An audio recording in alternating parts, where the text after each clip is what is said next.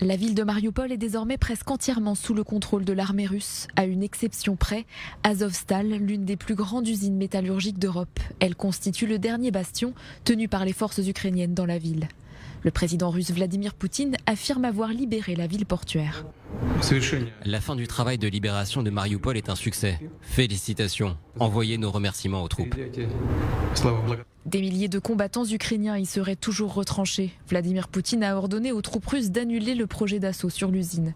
Le président russe préfère assiéger les derniers combattants ukrainiens retranchés sur le site métallurgique. Car un assaut serait trop coûteux en vie, la ville étant notamment composée d'un vaste réseau de galeries souterraines. Selon un haut responsable américain du département de la Défense, la Russie aurait également augmenté sa présence militaire dans l'ouest et le sud de l'Ukraine.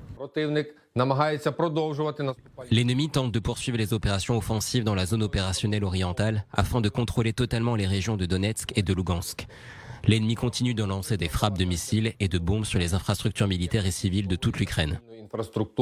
Ce jeudi, après plusieurs échecs, la vice-première ministre ukrainienne Irina Vereshchuk annonce que 4 bus sont parvenus à quitter le port de Mariupol. Mercredi, le couloir humanitaire qui avait été négocié n'avait pas fonctionné. Nous voulons aller chez mon fils. Il m'attend déjà. Il me demande constamment quand je vais venir. Là-bas, j'ai un fils, une belle-fille et une petite fille. J'ai acheté un billet juste avant la guerre. Et puis le 24, tout a commencé. Depuis le début de l'offensive le 24 février dernier, plus de 5 millions d'Ukrainiens ont été contraints de fuir leur pays selon l'ONU.